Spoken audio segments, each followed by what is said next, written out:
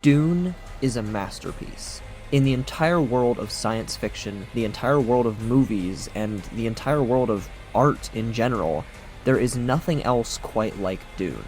It is a gorgeous, intense, powerful story with so much depth and a lot to say.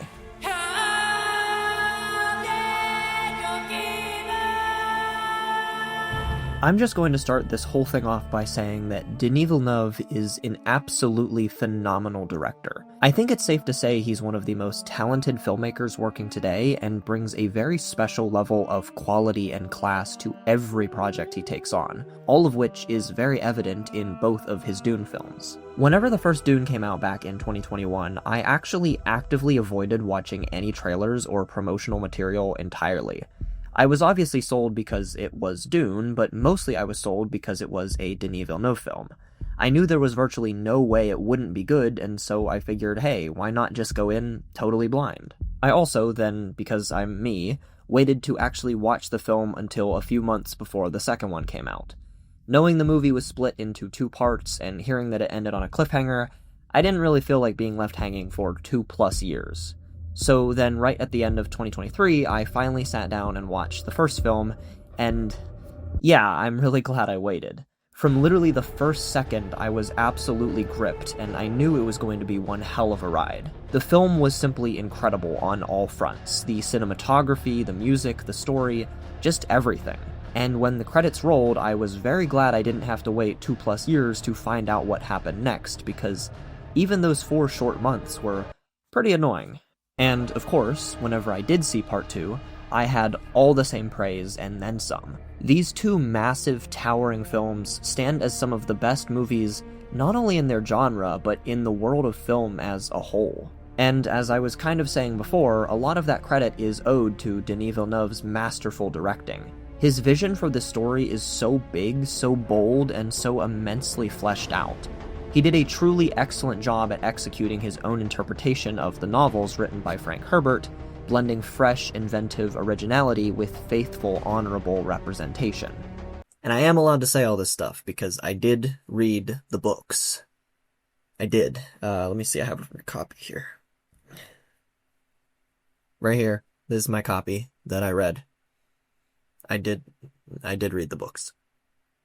And it isn't awesome enough that Villeneuve was at the helm of this story, but that he also brought Hans Zimmer along with him, who I believe, like Denis is to film, is one of the most talented artists of his craft. Gonna circle back to this later though, just give me a second. On top of all of this, these films have an absolutely ridiculous cast in the very best way. Timothée Chalamet in the lead role, and then Zendaya beside him, and then Oscar Isaac and Josh Brolin, Dave Bautista, Florence Pugh, Christopher Walken, and on and on and on and on and on. Each member of the cast brings their absolute A-game, fully realizing their character with stunning excellence. Rebecca Ferguson is so perfectly creepy and ominous, with an equal mix of vulnerability and power in all her scenes. Stellan Skarsgård nails it with his grotesque, vile mannerisms and vocal performance, and it's absolutely impossible to take your eyes off of Austin Butler with how much deranged, psychotic energy he imbues into the character of Feyd-Rautha. And of course, this couldn't be a good video without mentioning the phenomenal performances from Javier Bardem and Zendaya. Javier is perfect as Stilgar, bringing such a captivating mix of resolve and honor, but all with an increasingly apparent blindness to the truth of his core, unshakable beliefs. It's really impressive how he takes this character from serious to comical to something truly terrifying in a very real kind of way. Zendaya, on the other hand, feels almost like the complete opposite to this. She starts out as serious and foreboding, just like Stilgar, but maintains that same composure throughout the story, despite the glimpses of vulnerability she allows certain people in her life to see. And this is all performed beautifully. And to no one's surprise, Timothée Chalamet absolutely crushes his role as Paul Atreides, which I would say has quickly cemented this interpretation of the character as one of the most iconic characters in the entire world of film. His transformation is truly shocking, especially when you reach the end and look back at where everything began. The way Chalamet grows and changes with each passing scene in this story is amazing, and you can really deeply feel the differences between the chapters of his life that we get to see on screen. In the beginning, he seems so quiet and reserved, but then his true nature is quickly revealed to us in this brilliant scene.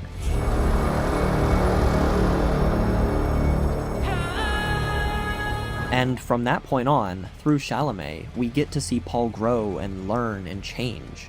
We get to see how hard he fights against his destiny, and when he finally gives into it, what a different person entirely he becomes. There are just so many scenes in Dune where Chalamet's performance, paired with the visuals and the music, create genuinely jaw-dropping moments. If you can watch this stuff and not at the very least be impressed, then just get out of here. Just go. Since I'm kind of on the topic of the characters here, I think it's worth noting that Dune's characters stand out quite a bit in the larger world of fiction. Most of the time, it feels like characters and stories are held to a standard of being immensely charismatic and filled with life. And if they aren't that, we sometimes kind of treat them as flat or boring. Dune, however, really shows a lot of the complexities that can exist within characters without them being particularly over-the-top or energetic. Just about everyone in this story, with the exception of a few standout little freaks, comes across as very cold and stoic. But this isn't a bad thing at all, because not only does it fit the world and the realistic lives these characters live, not only does it match the overarching seriousness of the somber tone and political and religious themes, but does not in any way hold any character back from being truly dynamic and layered. Paul Atreides isn't exactly bursting with life and personality, but that doesn't mean he's not an immensely rich character anyway, and the same goes for everyone else. Beneath all of the coldness, all of the stoicism, are still very realistically depicted human beings with their own share of vulnerabilities, quirks, and passions. We just get to see all of that a lot less than we are typically used to, which all goes to make the conflict of this world and its massive stakes feel that much more real.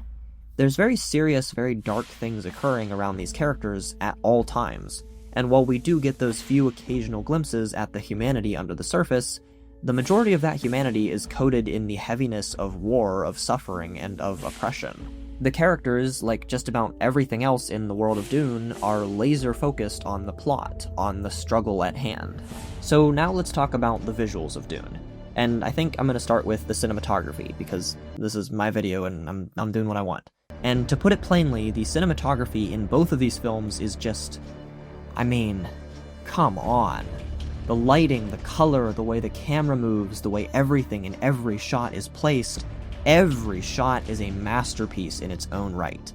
It's been said many times before me, but you could pause Dune pretty much anywhere, at random, and you'd end up with a gorgeous piece of art. You could turn just about any moment into a poster or a screensaver or whatever the hell else. And, I mean, obviously you can't do that when characters are speaking most of the time, because... duh, but otherwise, you can whenever. I would also be a total dumb idiot if I made a Dune video without talking about the sound design. It's easily one of the most impressive parts of both films.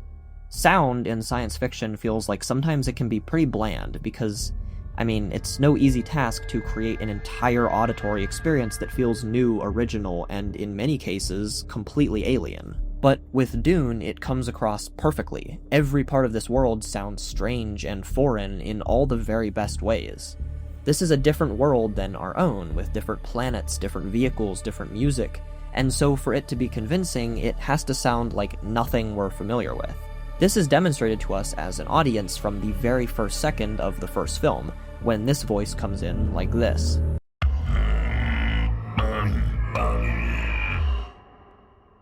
That's awesome.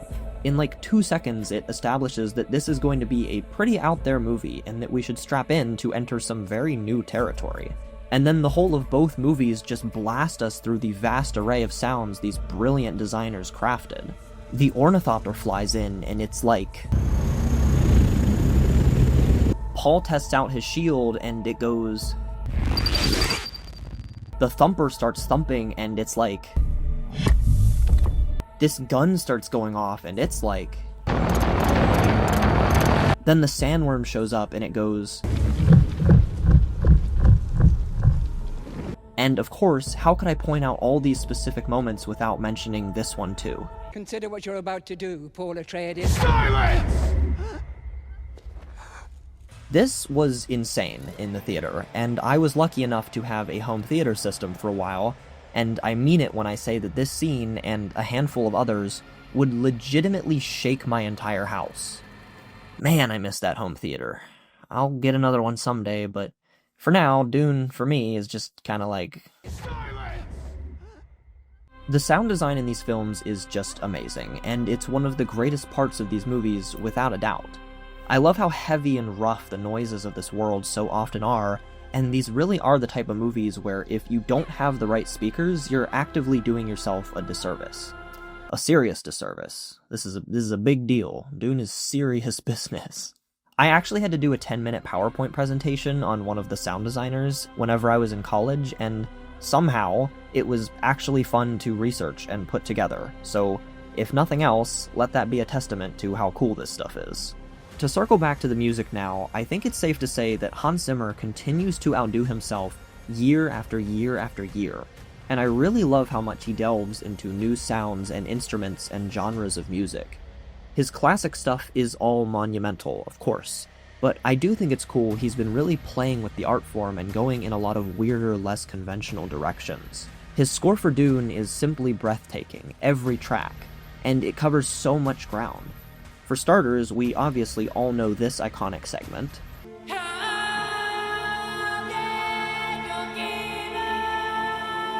This is just so indescribably impressive. Loire Cotler absolutely crushes this and deserves every bit of recognition for what she's done for the Dune films. The rest of the film score is equally outstanding and goes in all different directions and moods and tones. You, of course, have your epic pulse-pounding pieces,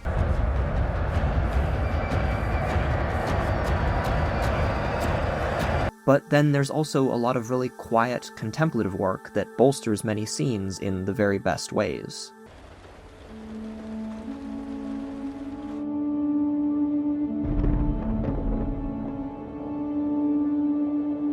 To name a few of my personal favorites, I really adore this part of Harvester Attack.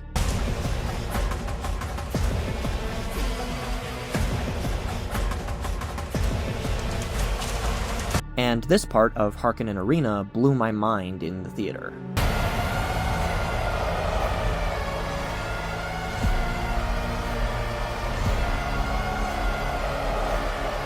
The introduction of Arrakeen is scored brilliantly with this piece, also just called Arrakeen.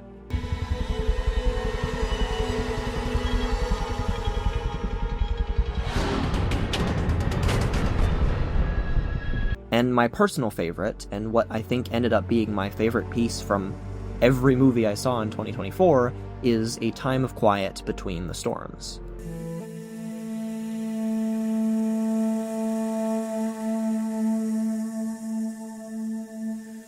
This piece is beautiful. It's absolutely beautiful. The subtle inclusion of the sounds of sand blowing in the wind, the deep, complex layering, the way it builds in intensity, and the perfect choice in instruments make it a genuine masterpiece inside of the larger masterpiece that is Dune. If there were a definitive list of love themes in movies, I'd feel pretty confident in saying this would be on it. The music in Dune truly is one of its most mesmerizing aspects, and I don't know how it could have been any better, or who could have done it any better. Every piece is so complex, so entrancing, and bursting with so much emotion and so much heart. Listening to the soundtrack alone is a real journey, taking your ears through a vast array of moods and emotions.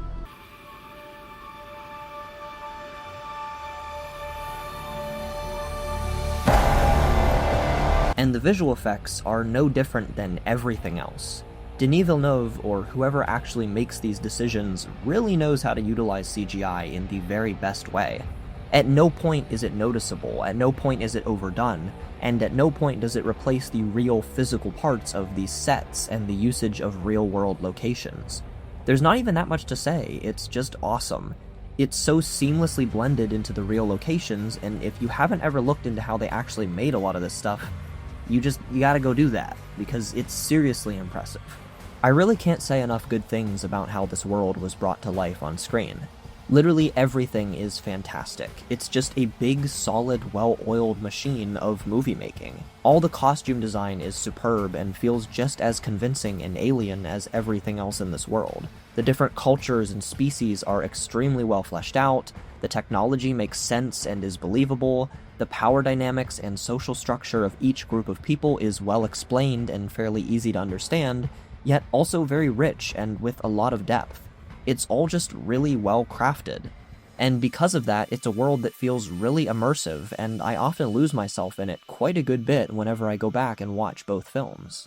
I love how calm and tranquil Paul's home planet of Caladan is, in stark contrast to what is depicted in the rest of the story. I love how Gadi Prime is shown in black and white because of its black sun, and I love how empty and barren Arrakis feels in the beginning, but how as the story progresses it is shown to be filled with life, but in a very different way than what we are typically used to. The contrast between these three planets and the way in which they are utilized in the story is fantastic, and I never for a second feel like we should have gotten more explanation on this universe. Except for the blue ribbon that Chani puts on. What in the world is that about? I take it all back, these movies are stupid. Anyway, I'm basically saying this world is amazing and rich and deep and beautifully put together. It's one of the most expertly realized worlds, I would say, in all of science fiction, and I really look forward to the day that we get to see something else this detailed put to screen. But until that happens, I'll just say that if you've got the time and the means, you should totally visit Arrakis for real. Last week I gathered up all the spice I could find and took a trip there with my best friend, and it was pretty cool. And if you notice there, the text at the bottom, that's how you know this was really Arrakis. It's real. The world of Dune is, of course, only really worth it if the story also matches it in quality. And if you read the title of this video, I mean, yeah, the story is up to par. That's why I'm making the video. This is a narrative with a lot of stuff on its mind, and it executes all of that stuff expertly. Dune is a tale of politics, of culture, and of religion, and more specifically, it's about the very bad things that can emerge out of those. At its very heart, it's a cautionary tale on false messiah figures and the immense damage they can cause. I really enjoy how incredibly ambitious the story is in the themes that it tackles, and I really enjoy that it not only succeeds in all of its ambitions, but succeeds with sharp, pointed commentary and subtle, nuanced execution, all at the same time. Dune at no point feels like it's trying overly hard to ram its themes down your throat, but instead it just feels like the presentation of its story naturally implies clear takeaways. It's just a very realistic narrative that manages to depict every aspect of its world from a vast variety of angles. Spice is, of course, at the front lines of this plot, and we get to see its impacts in war and culture, in rituals, politics, the environment, fuel, and then also as a drug. It's just as multifaceted as the usage of weapons, of natural resources, of animal life, and of human life. As science fiction very often is, this story is a reflection of our own world, our own struggles, and our own infinity of issues. And through the way in which that is all tackled, it manages to be starkly timely and timeless. It's so well done, in fact, that I'd honestly like there to be a day where it doesn't feel so timeless anymore. And soon, please.